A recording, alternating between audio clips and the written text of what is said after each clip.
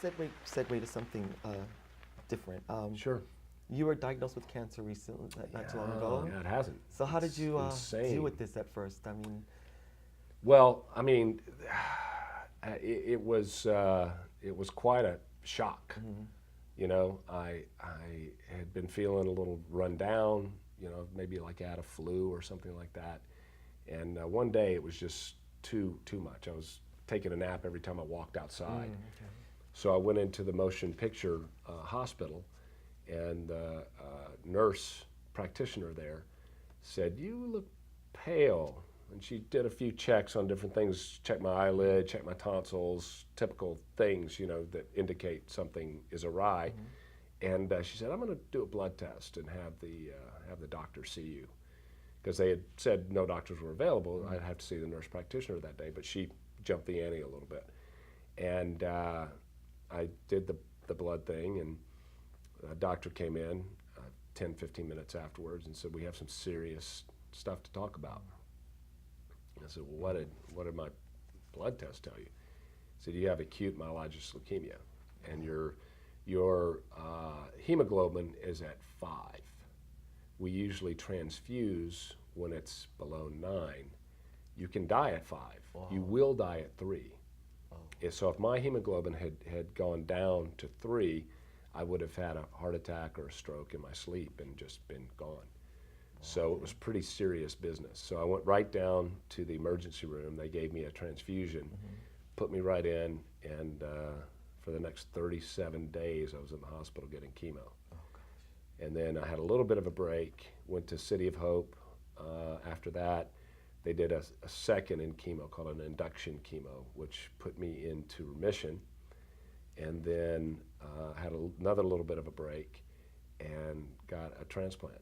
And I was fortunate, both of my brothers were matches, which is kind of a miracle.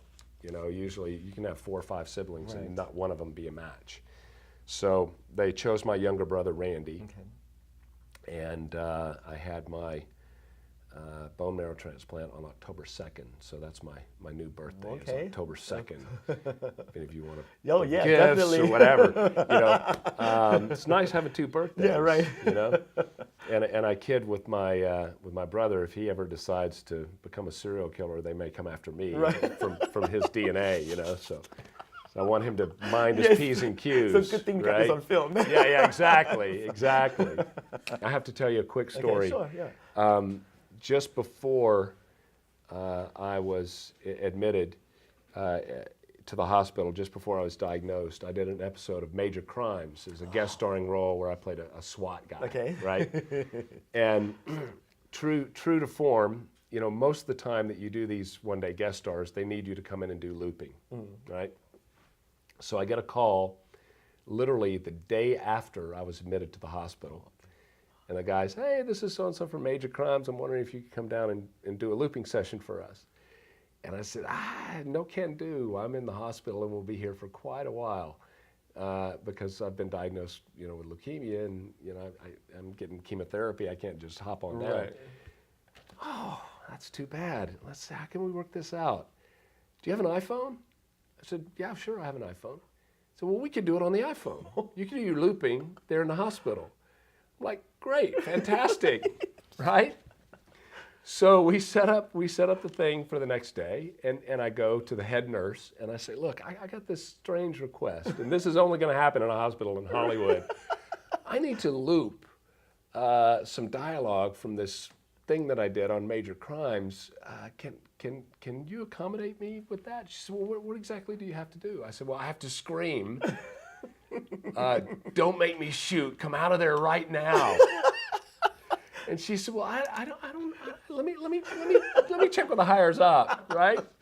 So we get people posted, nurses posted in the rooms right next to me, so that I'm not freaking anybody out. And at the given time, he calls me up and he says, "All right, let's do this." So I did 3 takes, screaming, you know, "Come out right now! Don't make me shoot!" You know. And it ended up being in the show. Great. So, you know, I made my day rate in the hospital, having chemo, you know, only in Hollywood. Only in Hollywood. The actor's life, right? Awesome. It's just crazy. It took you out of your head for a little while, I guess. Absolutely. I was back in working mode, you know. Forget this chemo. I'm back in working mode, you know. Oh, that's crazy. Man.